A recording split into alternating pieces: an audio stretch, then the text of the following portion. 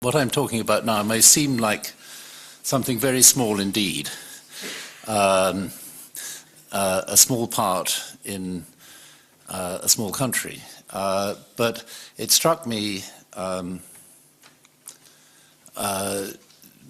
20 years ago that there was something here, and I wrote this article in response to an exhibition about the architect Raymond Erith, some of whose work I will show, because I thought he needed contextualizing, and the context I wanted to find not so much in architecture but in other art forms. So my long title announced many of those, and I've had to reduce that section of it. But here you can see an image that I think belongs to this phase of reworking traditional imagery done by artists and architects who were born after 1900 in nearly all cases. So they know that modernism exists, they've seen it and they've rejected it, which is different to the earlier generation who were already established before it happened. And it seemed to me that the reign of King George VI was one way of giving it a time period, and there are a number of things that took place that actually have specific royal connections, and it seemed to me a sort of rebranding of royalty, not coming from the top, but coming from younger artists who played some role. So this now quite well-known ceramic piece was not an official commission, but it has become emblematic of that moment. It's playful, it's celebratory, and the style of design is flat. And flatness is one of the characteristics of the George VI style. Below are the panel of 3 pictures from the article I did. The upper one, a Raymond Erith commission that was hardly finished before it was bombed, which was unfortunate. Then a commission for the new king and queen before they came to the throne, a garden commission by Geoffrey Jellicoe, very playful, and a detail of a country house that leads to the next theme, which is how there was a conscious pairing of modernism with the regency period at the beginning of the 19th century. And this is a text, it's in the frontispiece of the first collection of modern houses in England in a book, and it is perhaps not very credibly trying to make a parallel between a house by Walter Gropius and Maxwell Fry and the neighborhood of the houses beyond, but they are white painted, they are smooth, they do not display their roofs. This became quite a trope of the time. Rationalized solution, it's speaking the language of modernism and retrospectively applying it. A lot of interest in John Soane at this time. It was his centenary of his death. So number of things coming together. Also, the Regency was very popular in novels, in films, and theatre. Here is a commentary from that same book of a house with Regency tendencies. The other side of the house is quite different, it's modern, but that bow, which we saw previously, is a common feature, the extended eaves, and so on, the white paint, the square windows. But I think there's a backstory to this, which I have sometimes called boring Georgian. And in this case, boring is good. And this house by Shaw is very different to anything else he'd ever done before. It had a big impact for that reason. And I see a connection to this work by Lutyens, not a particularly well-known one. And I picked this out because, as far as I can tell, this is the origin of hundreds of public service buildings by government architects that go well beyond the Second World War. And it's a formula with that kind of hipped roof, set back behind a cornice, often arched windows on the ground floor, brick with stone trim, horizontal emphasis in string courses, cornice, etc. So this is rolled out again and again. Lutyens doesn't do it again. He becomes more decorative, but this is his preemptive George VI moment, I think. But it's perhaps much more obvious in this as a government commission, which was very widely noticed at the time for its sublime repetitiveness and built out of concrete blocks, fulfilling a quasi-military function, perhaps looking like rows of soldiers on parade, but still fundamentally classical, with that flatness, with the unbroken lines, virtually no inflection apart from the projecting entrance porch. But then it's the younger generation who play a part, and there were two architects who went on beyond the 1950s as a different kind of classicist to their elders. Donald McMorran had worked with Vincent Harris, who we shall see in the final presentation, I believe. But there are ways in which his work is not the same as Harris's. His opportunities are mostly for quite small-scale buildings, and he handles the detail rather exquisitely, and it is this focus on fine detail of all kinds, the bracket lamps, the royal arms over the door, and many other things. And it is a public building again, but in a rather domestic form. And here is a quote from an architect writing a criticism of it and recognizing that something has gone on here, possibly derived from Sweden, and I think that's absolutely right, but then noticing the fact that you have the 4 windows on the upper floor and the 5 below, which not many architects would necessarily have thought of doing that, and it has, in fact, a very complex proportional diagram that goes with it. The repetitiveness does become a feature of a number of architects' work going through into the 1950s. By the time this was built, it was largely seen as being anachronistic, and other things were happening. On the other hand, I believe it's very effective, and of course we need to reckon that these buildings are very good for weathering, very durable compared to some of their modernist equivalents.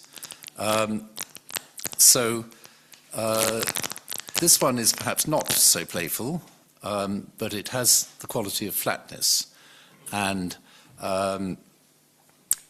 so I'm leaving out architects who you might have expected to feature in this period, like Charles Holden or Giles Gilbert Scott, because they work in 3 dimensions, so also Lutyens, and I think the flatness becomes a kind of mannerism almost, but it does bring them in some ways closer to modernism.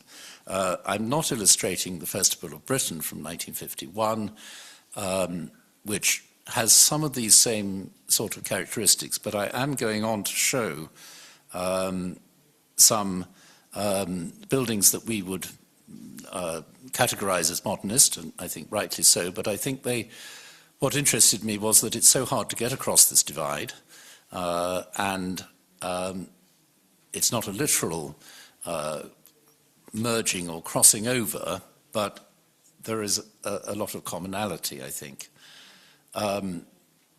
Yes, here 2 of the sort of holdouts who were in their 80s by the time these buildings were being built. And what I think is striking in these cases is how both of these designers were as good as they had ever been. They had seemed to have learnt something about a balance of simplification and enrichment in both these projects. But the analogous items, I think, are found in Northern Europe mainly. And we've seen examples of Sweden. Here is Denmark, and the housing in London of the London County Council was in many ways similar to this. It was repetitive, deliberately so. It was never as endless as this. They never had that opportunity. But I like this comment in this book on Kaifiska, and it was an extraordinary event that in 2022 there had never been an English language book on Kaifiska, and then two came out at once. And I thought, what does that mean? Something interesting is happening. Here, this is from one of the books with describing the architectural language, a reworking of regional tradition, a continuation but different. Does it have crypto-modernist qualities? Perhaps it does. It's hard to say what those really would be. This is an article by a well-known writer, published, it has to be said, in a place so obscure that I doubt if very many people read it. Now you can find it online, so that's a very different matter. But John Summerson writes about these two houses, the photograph of a very conventional, I suppose we'd call it Neo-Georgian house by Oswald Milne, and then already quite well-known modernist house by Erich Mendelssohn and Serge Chermayeff. And he flips the categories, because the Mendelssohn and Chermayeff flat-roofed white-painted house would have been called functional, no doubt at the time. And he says, no, it's the Milne house that is functional. Quite obviously so. It works. It's exactly what people want. So why do anything new?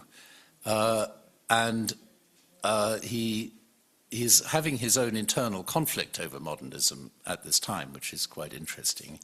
But he finds in the modernist house Romanticism, which is not a characteristic normally attributed to it, but I think describes this rather convincingly about space consciousness.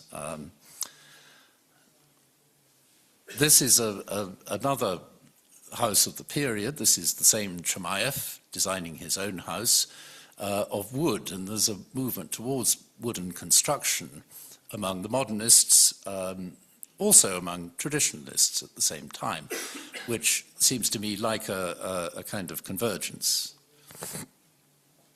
Even Bertolt Lubetkin, highly celebrated as a modernist, becomes a flat pattern maker before the war, and in this project here, where interestingly there's a report of how he'd gone in 1937 to Moscow to an architects' conference where somebody had told him, you know, you need to make things more decorative. Modernism won't crack it for your audience of workers. And he said that he responded to this. Functionalists were hitherto wrong. It meant a departure from the strip window technique in favor of an overall pattern of the elevation and closed composition of the same. And he was criticized very severely by Julius Posener for doing this in an article called Knots in the Master's Carpet. Maxwell Fry, this building is not at all well known, but it is still there in its urban context on a street. And this was his explanation of it, that he'd done white concrete, he wanted something else, he wanted more variety and color. And this building from after the war.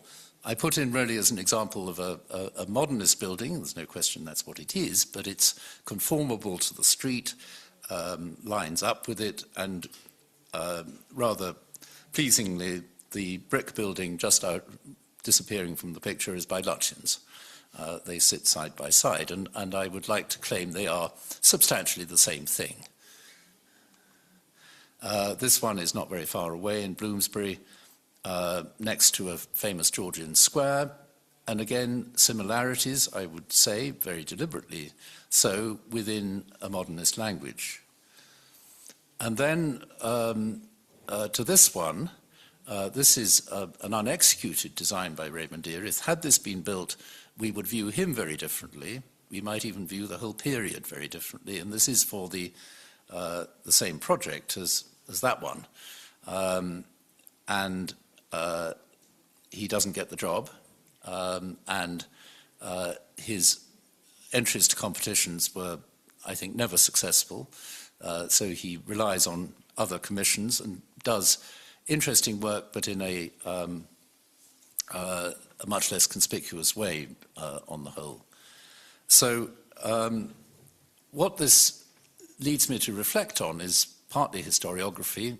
We've established these main lines. There is modernism and there is tradition, but I think the possible crossovers are significant, and the hidden themes within them. And this quote about an extraordinary building in Gothenburg, I think is interesting. An interesting and courageous endeavor to carry on the 1920s modernization of classicism. It's what didn't happen to any great extent. And then this reappraisal of Neo-Georgian, which was useful, but essentially about use and purpose. And here a quote from Adam Caruso and Helen Thomas about Fanon Pouillon, an architect who also sort of crosses the line, I think. And here a list of subjects treated by those writers in a book series, to which they then added Michael Hopkins, which was interesting. A fresher and more critical relationship to the European city than more conventionally modernist work. And I think this was, again, a very interesting shift and moment. Thank you.